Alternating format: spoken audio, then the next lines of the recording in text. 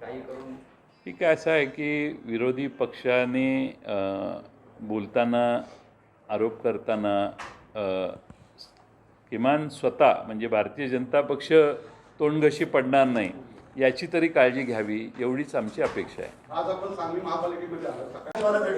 राष्ट्रपती राजवट नाही, काहीही झालं महाराष्ट्रात तरी विरोधकांची मजल कुठपर्यंत? राष्ट्रपती राजवट आणेपर्यंत. एखादी घटना झाल्यावर त्याचं इन्व्हेस्टिगेशन करणं, त्यांच्या तपासाचा आग्रह धरणं, त्याच्याबद्दल योग्य ते सत्य जनतेच्या समोर यावं हा आग्रहच नाही, डायरेक्ट राष्ट्रपती राजवटच, मधली आदली काही स्टेपच नाही. आणि म्हणून मी देवेंद्र फडणवीसांना नेहमी सांगतो की विरोधी पक्ष म्हणून तुम्ही चांगलं काम करा. मागच्या अधिवेशनात एक आठवडाभर चांगल्या पद्धतीने केले, मला वाटलं की ते आता रुळले विरोधी पक्ष नेते म्हणून. पण सारखी राष्ट्रपती राजवटीची मागणी केल्यावर धड तुम्ही विरोधी पक्षाचंही काम करत नाही आणि सत्तेकडे डोळे लावून बसलेली लोक म्हणून तुमची जर महाराष्ट्राला ओळख झाली तर ते भाजपच्या दृष्टीने चांगलं नाही ना.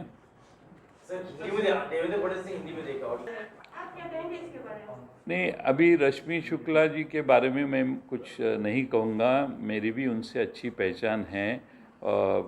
वो काफ़ी सालों से इसमें काम कर रही है, लेकिन जब उनको इंटेलिजेंस के यानी उनको जो जिम्मेदारी आखिरी में दी थी उसका वापर, उसका इस्तेमाल पिछली सरकार ने अपनी पार्टी के बारे में, एमएलए के ऊपर नज़र रखने के बारे में किया कि नहीं किया? वो टैपिंग और भी पिछले 5 साल में किसका टैपिंग हुआ था? मैं तो कहता हूँ अभी ये अगर ऐसा टैपिंग हो रहा था तो इसका मतलब पीछे भी टैपिंग 5 साल में किन लोगों का किया, कौन से पॉलिटिशियंस को के ऊपर इनकी नज़र थी, कैसे टैपिंग हो रहा था, इसकी भी इंक्वायरी होने की आवश्यकता अभी महसूस होने लगी है. जो देवेंद्र फडणवीस ने आज इन्फॉर्मेशन दी ये बहुत गंभीर है और ये टैपिंग का मामला है, फ़ोन टैपिंग का. तो फ़ोन टैपिंग के मामले में पिछले 5 साल में क्या हुआ इसके बारे में भी इन्फॉर्मेशन निकालने की आवश्यकता है.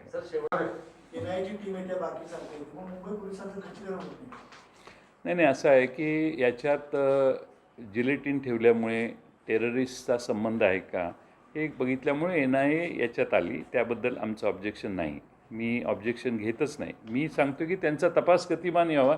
त्यांनी सुरुवातीला घेतलेलं जे माहिती जी सतत मीडियाला येत होती तशी गेले परमबीर सिंगांच्या आरोपानंतर NIAची माहिती बाहेर लीक व्हायचं थांबलं का आणि त्यांचा तपास कुठंपर्यंत पोचला हे पण महाराष्ट्राला कळलं पाहिजे.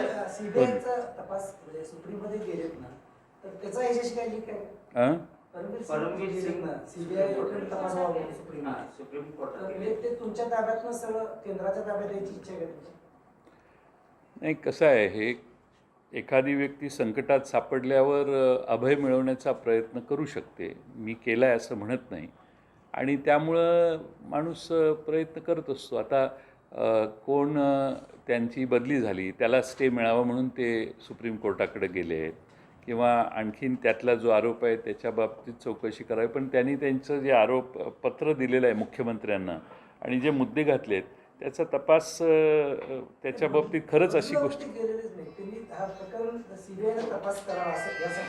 कुठल्या प्रकरणाची? 100 कोटीचं टार्गेट जे आहे असं त्यांचा दावा आहे. त्याच्यात त्यांनी नावं घातलेली आहेत. त्या लोकांची चौकशी, तपासणी, माहिती घेणं आवश्यक आहे. ते घ्यायचं काम चालू आहे. थोडे दिवस थांबा, तुम्हाला सगळ्याच गोष्टी कळतील. नाही, ते मी तुम्ही आता इथं भेटलाय म्हणून मी तुमच्या प्रश्नांना उत्तर देतोय. तो अधिकार मुख्यमंत्री आणि गृहमंत्र्यांचा आहे.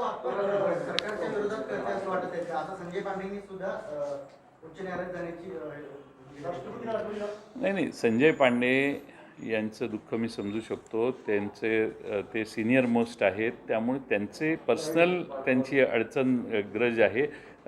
1-2-3दा DGंची नेमणूक झाली आणि त्याबद्दल त्यांनी मतं व्यक्त केली आहेत. त्यावर मी काही मंत्री आहे म्हणून मी मंत्री म्हणून काही भाष्य करू इच्छित नाही. ते त्यांनी न्याय मागण्यासाठी दाद मागितलेली.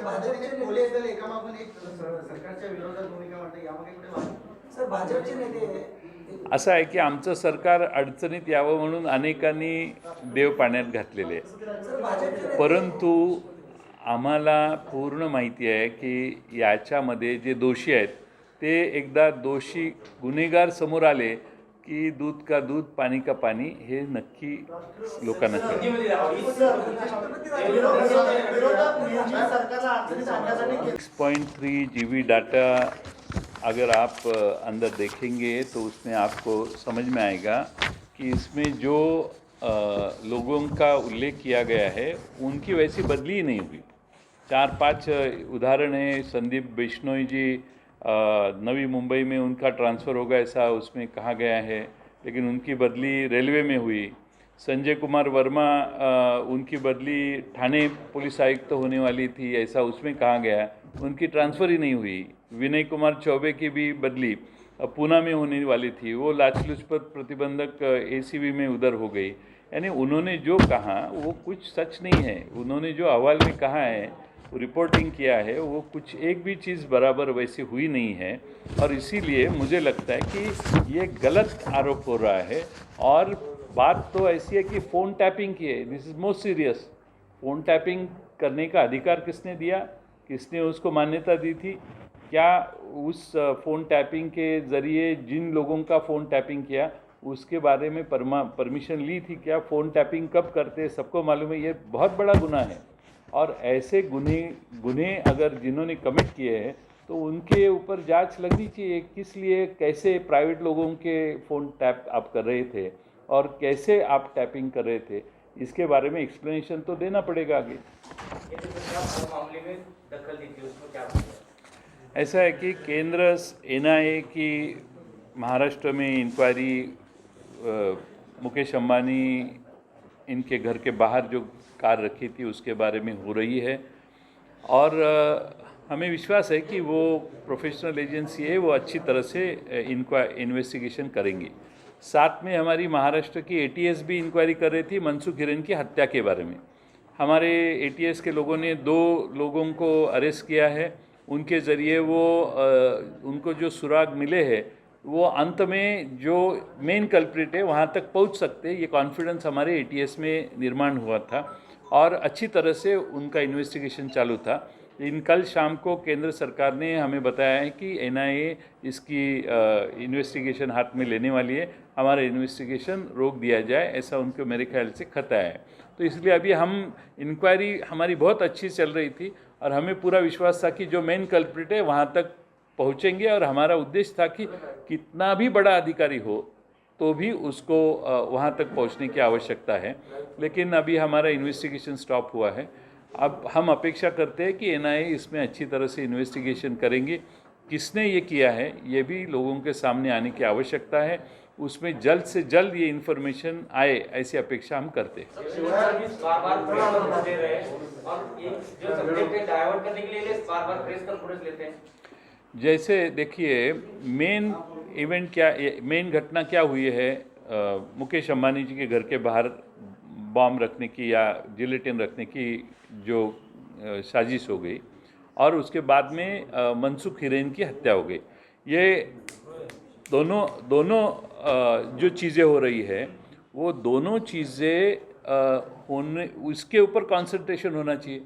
अब हमने किसी का तबादला किया और उसने कुछ आरोप किया या कल जाके और डिपार्टमेंट में कोई भी ऐसी आरोप कर सकता है तो उसको मैं कम नहीं समझता हूँ. उसके ऊपर भी इंफॉर्मेशन लेनी चाहिए. वो बात चल रही है, काम हो रहा है. लेकिन इसके लिए बार बार अभी आज कोई नया मुद्दा ये 6.3 GB का उन्होंने निकाला. उसमें जो रिकॉर्डिंग किए है वो टैपिंग का मामला, ये नया टैपिंग का मामला सामने आ गया. तो ये सारे गंभीर घटना है. लेकिन हमारे विपक्ष नेता बार बार रोज़ उनको प्रेस कॉन्फ्रेंस लेके जो मेन इशू है उसके ऊपर से लोगों का ध्यान विचलित करने का ये प्रयास है ऐसे हमें लगता है. लेकिन हम जहाँ तक हम महाराष्ट्र सरकार की कोशिश थी, ATS के ज़रिए हम अंतिम निष्कर्ष पे पहुँचने वाले थे. अभी NIA के पास तपास गया है और जब से परमवीर सिंह ने अपना लेटर माननीय मुख्यमंत्री जी के पास दिया है उसके बाद में NIA से भी बहुत ज़्यादा इन्फॉर्मेशन अभी बाहर आना कम हुआ है. मुझे मालूम नहीं NIA का तपास कहाँ तक पहुँचा है, पर अपेक्षा करते हैं हम आने वाले 8-10 दिन में NIA अंतिम कंक्लूजन पे पहुँचे. आज आपण किंवा विरोधी पक्षांपेक्षा ह्या सरकारी अधिकाऱ्यांच्यामुळे फार धोकाची कुठे परिस्थिती वाटते ही जी प्रकरण नाही, असं आहे की अधिकारी त्याच्या अधिकाराला बाजूला केल्यानंतर त्याचा अधिकार बदली झाली, काही कारणानं काही शंका असतील, काही गोष्टींच्या बाबतीत एखाद्या गोष्टीचा तपास त्याच्यापर्यंत पोहोचत असेल तर आमच्या सरकारने त्यांची बदली केली, ही सरकारची चूक नाही आहे. आणि त्यामुळे दुखावून जाऊन जर कोण धांदांत खोटे असत्यावर आधारित जर आरोप करत असेल तर महाराष्ट्रातली जनता हे सगळं ओळखून आहे आणि अशा असत्यावर आधारित असणाऱ्या आरोपांना महाराष्ट्रातली जनता जास्त भीक घालेल असं मला वाटत नाही. साहेब, राज्यात कोणती घटना घडली तर केंद्र सरकार लगेच हस्तक्षेप करते, ही कितपत योग्य वाटतं? असं आहे की आता NIAचा तपास चालू आहे, जो आमचा तोच आग्रह आहे की मनसुख हिरेनची हत्या, मुकेश अंबानींच्या घराबाहेर ठेवलेली जीप, त्याच्यात ठेवलेल्या कांड्या, जिलेटिनच्या कांड्या, ह्या सगळ्याच्या खोलात गेलं पाहिजे. आणि मला अतिशय आनंद आहे की आमच्या ATSच्या लोकांनी 2 लोकांना करून मनसुख हिरेनच्या हत्येपर्यंत जवळपास ते पोचलेले आहेत. आता आम्ही रिझल्टच्या जवळ पोचलेलो असताना NIAने तो तपास काल संध्याकाळी आमच्याकडून काढून घ्यायचं पत्र त्यांचं आलं. आता आम्हाला शेवटी त्यांनी तो तपास काढून घेतला, म्हणजे तपास थांबवा असं पत्र आलं. त्यामुळे आता आम्हाला तो तपास थांबवला पाहिजे. आता परमबीर सिंग यांच्या खाली वाजे काम करत होते, तोही तपास हा पुढं गतीनं किती पुढं पडतो. साधारण NIAची पद्धत अशी आहे की जे सापडेल ते बाहेर सांगितलं जातं. आता कालपर्यंत तर ह्या बातम्या भरपूर यायच्या, पण परमबीर सिंगांनी आरोप केल्यानंतर या NIAच्या तपासातल्या बातम्या आता बाहेर यायचं कमी झालं, हे आपल्या जनतेनं ओळखलं पाहिजे. आणि त्यामुळं असं काय झालं की ज्यामुळं पुढचा तपास जवळपास चालू असेल त्यांचा, पण बाहेर बातम्या तर येत नाहीत, म्हणजे एखाद्या वेळी थांबला असेल. किंवा आम्ही ATSची लोकं आमची अगदी तपासाच्या जवळ पोचलेली होती. ती आणखीन काही वरिष्ठ अधिकाऱ्यांना इंट्रोगेशनसाठी बोलवण्याच्या पोझिशनमध्ये आलेली होती. त्यांना तशा आशयाचे काही धागेदोरे देखील हातात सापडलेले होते. आणि तेवढ्यात आमच्या NIAने आम्हाला पत्र पाठवून हा तपास थांबवा म्हटले. ATSच्या लोकांनी अतिशय चांगली कामगिरी केली आणि अतिशय चांगला तपास ATSने केलेला आहे. आणि त्यामुळे ATSला जर संधी मिळाली असती तर ते 2-4 दिवसात त्या मुख्य कल्प्रिटपर्यंत कदाचित पोचले असते.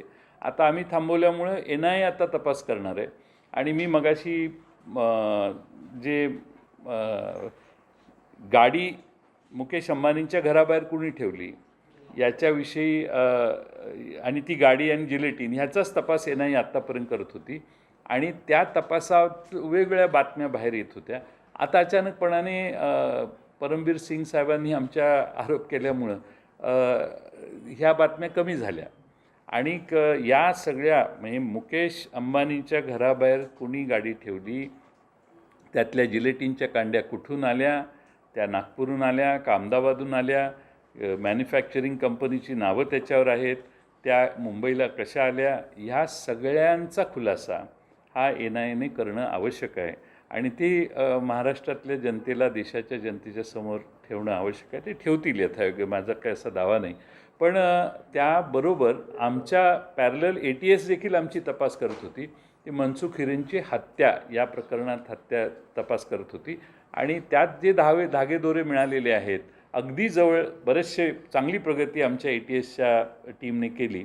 मला वाटतं की त्यांना अजून 1-4 दिवसाचा वेळ मिळाला असता तर कदाचित आम्ही अंतिम जो मुख्य कल्प्रिट आहे तिथंपर्यंत पोचलो असतो. आता तोही तपास महाराष्ट्र सरकारच्या ATSकडून काढून घेण्यात आलेला आहे. त्यामुळं आता NIA काय करतं आहे हे पाहणं हे आवश्यक आहे. आणि ते जे त्यांचे फाइंडिंग्ज असतील, ते फाइंडिंग्ज जसे ते पहिल्या दिवसापासून बाहेर देत होते तशा मीडियाला ब्रीफिंग काही अजून फारसं गेल्या 2-3 दिवसात दिसत नाही.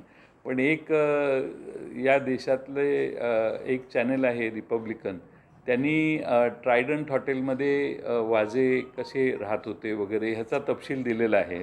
तो त्यांनी कुठून मिळवला मला माहीत नाही. पण किती मोठी बॅग ते आत घेऊन गेले, त्यात किती रक्कम होती, अशा सगळ्याच गोष्टी हळूहळू पुढं आलेल्या आहेत. त्या सगळ्यांचा योग्य तपास व्हावा. महाराष्ट्र सरकारची ही अपेक्षा आहे की गाडी कुणी ठेवली आणि मनसुख हरेंची हत्या कुणी केली याच्याकडे लक्ष विचलित न होता पूर्ण तपास करण्याची यंत्रणेने काम केलं पाहिजे.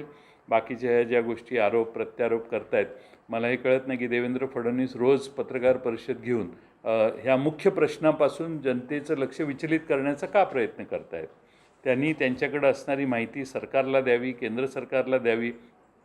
पण ज्या गोष्टी या सगळ्यात महत्त्वाच्या आहेत, हा सगळा विषय ज्या प्रश्नापासून सुरू झाला त्याचा हत्यारा कोण आहे, मनसुख हिरेंचा, आणि ती गाडी कोणी ठेवली, ही खरं राष्ट्रीय धोका आहे, टेररिस्ट ॲक्ट आहे हा, तो कुणी केला. आणि टेररिस्ट ॲक्ट खाली NIA ज्यावेळी इन्व्हेस्टिगेशन करतं त्यावेळी मला वाटतं की तपास योग्यच झाला पाहिजे, लवकर झाला पाहिजे. आमची हीच मागणी आहे की शेवटच्या स्तरापर्यंत कितीही मोठा अधिकारी असला तरी आमची अपेक्षा आहे की NIA त्याचा पर्दाफाश केल्याशिवाय राहणार नाही.